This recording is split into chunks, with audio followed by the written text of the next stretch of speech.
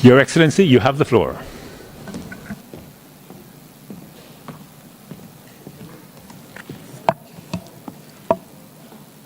Excellency, Mr. Secretary General of the United Nations, Executive Secretary of UNFCCC, Excellency President of COP27, dear leaders, majesties, ladies and gentlemen, heads of state and government. I am proud to be here. It's on behalf of my country, Madagascar, that I would like to address my sincere congratulations to President al-Sisi of the Arab Republic of Egypt and to the Egyptian people for holding this summit of the COP27, which is an unmissable meeting in order to save our planet.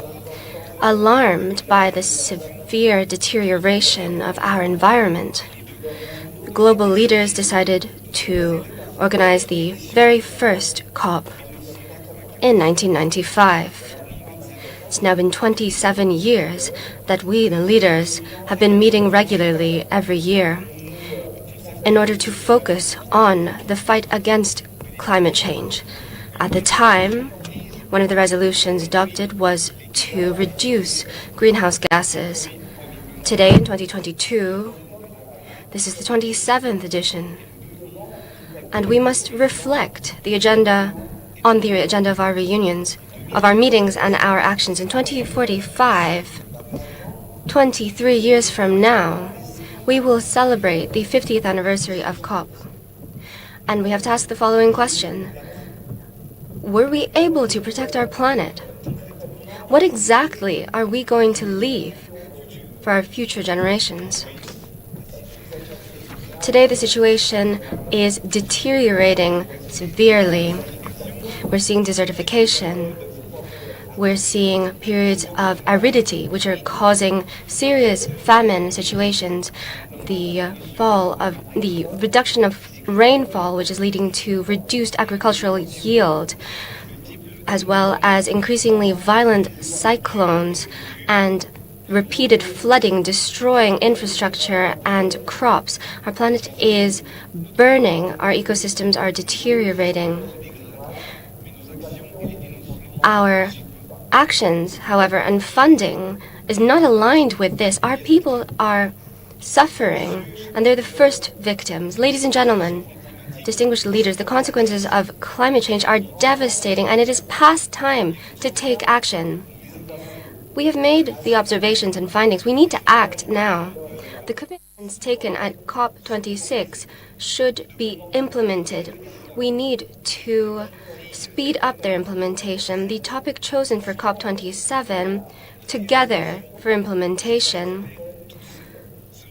encourages us all to make sure that this is not just a slogan. This has to be implemented. This is an emergency. Out of the $100 billion of commitments per year, how many of them have actually been dispersed? Despite its status as a vulnerable country, Madagascar was one of the first 5 countries to initiate the RED Plus mechanism. Our national adaptation plan has been in operation since 2021. We recently adopted our second plan. We are joining our voice to those of all of the nations that are being impacted by climate disruption in order to accelerate and facilitate the release of green climate funds. With our emergency plan, Madagascar has invested in innovative projects to build a just, clean, and sustainable future. Our great island has 5,603 kilometers of coastline.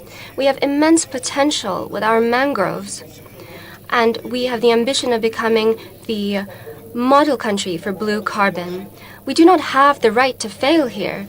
Together we need to commit in favor of sustainable development for a better humanity. Ladies and gentlemen,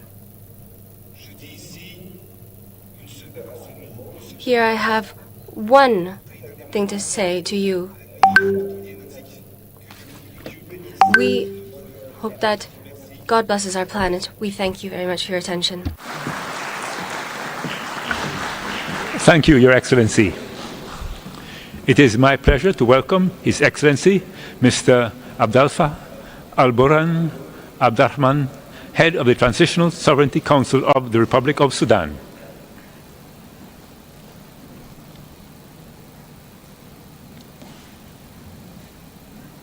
Your Excellency, you have the floor.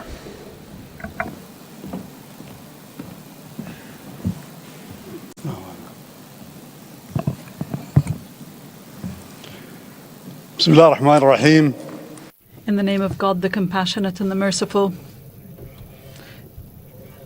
Good afternoon to you all. God bless you. It is a pleasure for me at the outset to extend my thanks to His Excellency President Abdel Fattah al-Sisi. Through him, we would also like to thank the government and people of the Arab Republic of Egypt for hosting this important global conference.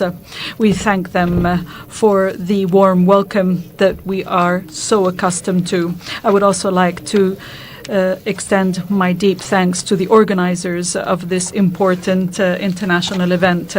Distinguished participants, climate change has become a major environmental issue of concern to the world as a whole. Indeed, its effects are directly felt by all sectors of life for people and their livelihoods. Sudan, like other states, is affected by climate change. This has led to waves of displacement and internal movements of population, as well as regional movements of populations, causing fighting over resources between the communities affected by climate change. The Paris Agreement on Climate Change is characteristically inclusive, thus implementable in terms of its objectives, which aim at strengthening the global response to climate change, this threat that is very alive in the context of sustainable development and poverty alleviation, among others. Sudan has great hopes in the implementation of the Paris Agreement. It is adopting development policies that contribute to cutting emissions in line with the SDGs. Sudan is one of the most affected states by climate change, especially in vital and productive sectors such as agriculture, water, health, and food security.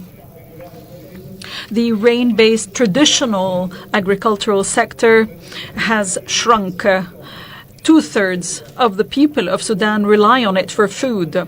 Natural grazing lands have also been damaged, leading to tensions between the settled and nomadic communities and the agricultural workers. There's also a loss in biodiversity within forests and nature reserves. This has caused waves of displacement and migration, in turn causing environmental degradation. Sudan remains committed to implementing the provisions of UNFCCC and all instruments of the Paris Summit, as well as the Kyoto Protocol. Thus, Sudan prepared and approved its NDC document. It submitted it to the Secretariat of the UNFCCC on the 22nd of September 2022. Its NDC includes projects for both mitigation and adaptation. On the regional level, Sudan participated in the Regional Ministerial Conference on Environment, Migration and Climate Change in July 2022. This conference adopted the Kampala Declaration on Environment, Migration and Climate Change. As current chair of IGAD, Sudan took part in drawing up the regional strategy on climate change for IGAD states. This strategy was approved in Mombasa, Kenya, in October of this year. In the same month, Sudan headed the regional conference for land and conflict. in this conference. The Kampala Declaration was adopted, another declaration in Kampala on land and conflict. This demonstrates the commitment of Sudan to these regional and international conventions and instruments on climate change. In conclusion, I would like to reiterate our thanks and appreciation to the host state, the sister state of Egypt, and all states, governments, and organizations contributing to the success of this conference. It is our hope that this COP will be able to achieve its objectives. I thank you for your kind attention.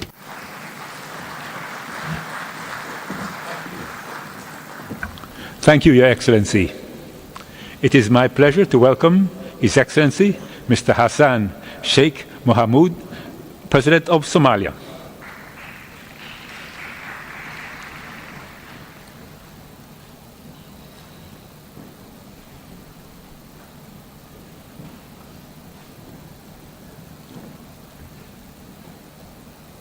Your Excellency, you have the floor.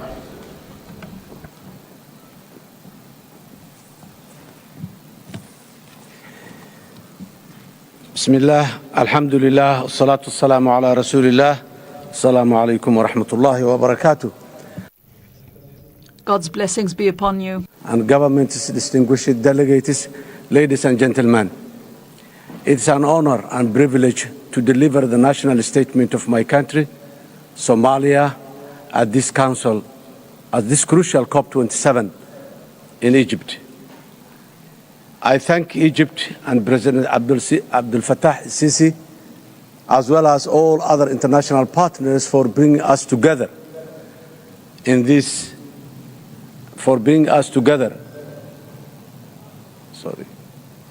to discuss what can only be described as the greatest challenge facing our world today.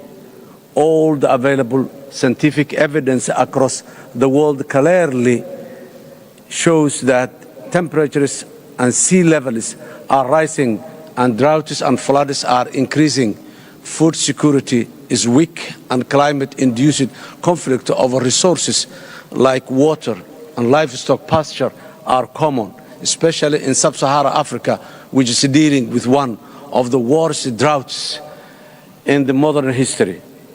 The presence of so many leaders in this meeting today gives me a confidence that not only is the issue of climate change being taken seriously internationally, but that during COP27, genuine plans and strategies will be negotiated, agreed, and implemented quickly to ensure we mitigate and adapt to its costly destructive effects across the world.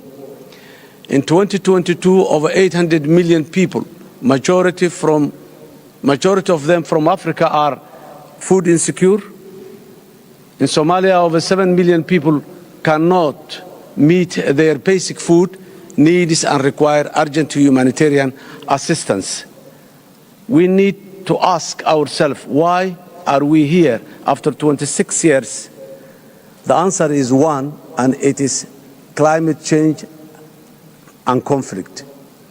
What's evident is that there is no equity or fairness in global climate burden sharing, because the nations who produce the least green gases emissions, like Somalia, pay the highest price twice.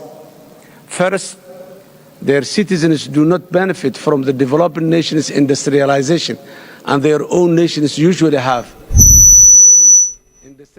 ugu horreyntii muwaadiniinta Soomaaliyeed marna kama faa'iidaystaan qiiqa warshadaha dalalka horumaray ay sii daayaan, taasoo ay u keento dhibaatooyin xagga deegaanka, waxaana ka dhasha caqabado abaartu ay ka mid tahay. In Somalia, we are most vulnerable to climate change. Climate change is a political, security, economic challenge for us, and we are taking it very seriously.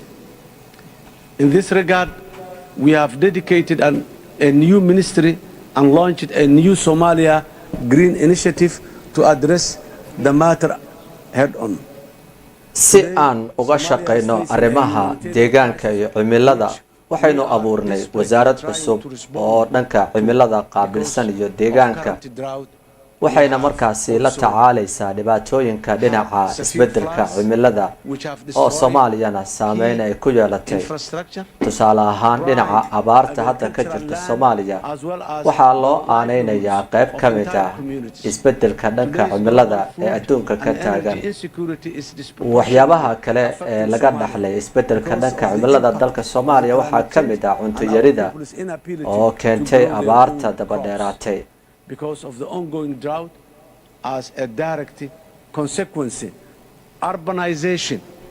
abaarta hadda ka jirta dalka Soomaaliya waa natiijada iyo saameynta isbeddelka dhanka cimilada welina waa ay taagan tahay Climate mitigation and hoos u dhigista dhibaatooyinka dhinaca cimilada waa mid si degdeg ah loogu baahan yahay si nolosha dadka dib loogu soo celiyo tani waxay u baahan tahay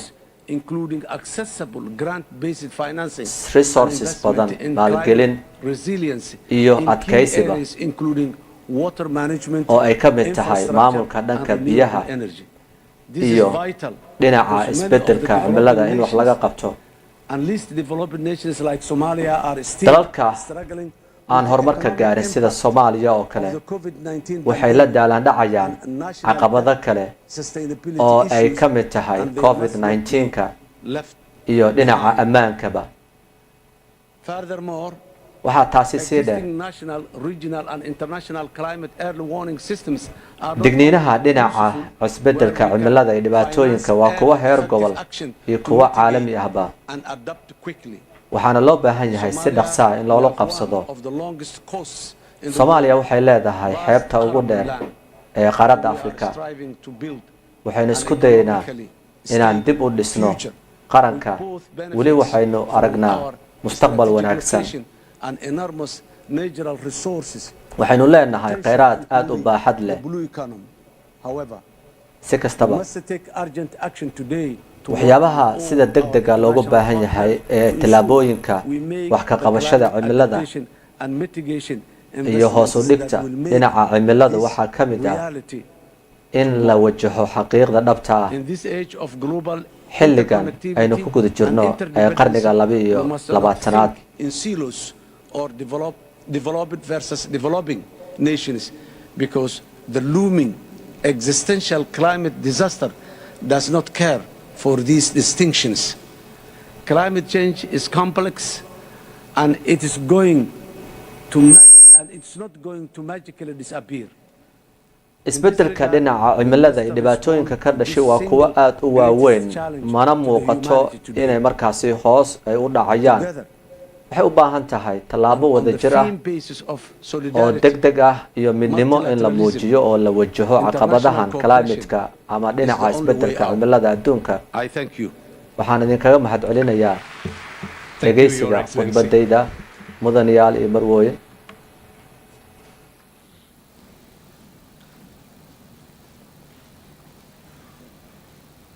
It is now my pleasure to welcome His Excellency Mr. Nekaneke Wurabravu, President of WUNATU.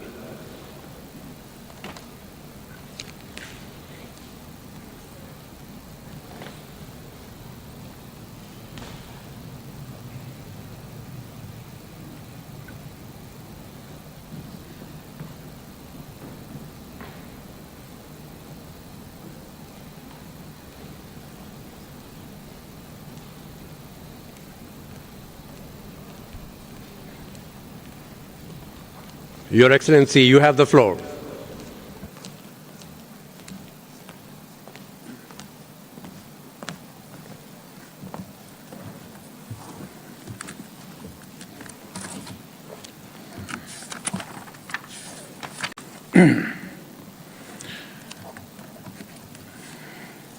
Mr. President, Mr. Executive Secretary, Excellencies, more than 3 decades ago,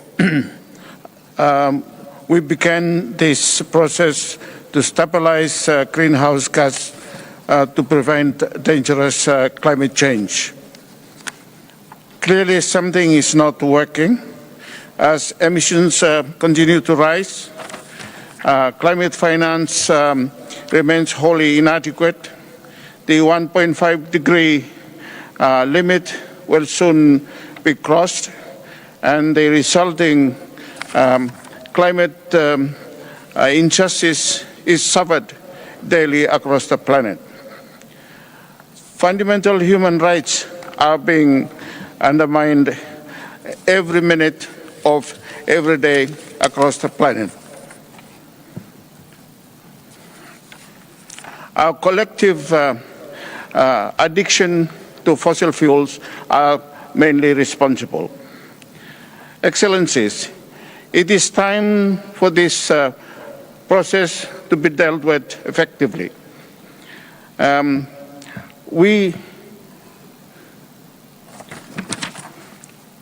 We must bring additional tool that will inspire the real state action that is required.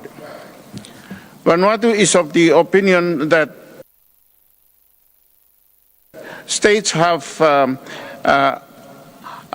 existing legal obligation that under a range of international fundamental laws to protect the rights of present and future generation from the adverse impacts of climate change. The UNFCCC is not intended to operate in isolation, nor does it absolve the party of their legal obligation under the other treaties they have ratified. Excellencies, Vanuatu, alongside a global coalition of more than 85 nations, is now calling for the United Nations to legally review international law from the International Court of Justice to help make better climate decision. In just a few weeks, the General Assembly will inspire real action to save the goals of the Paris Agreement and maintain the integrity of the climate change. The International Court of Justice process is inclusive. All states are invited to share their views on how to bring better understanding to legal consistency and coherence to climate change. To strengthen nationally determined contribution, we must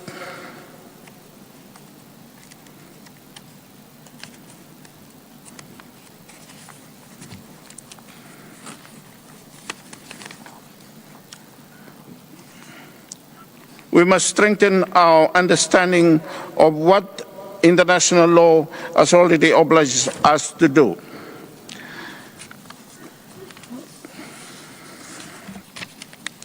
In this regard, the objective of Vanuatu's initiative is to transform the legal context of which we all act to protect human rights from climate harm. The time has come for International Court of Justice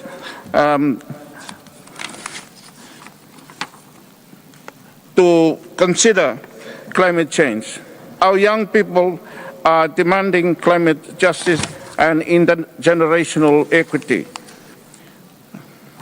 And so I appeal in the strongest terms to leaders here at COP27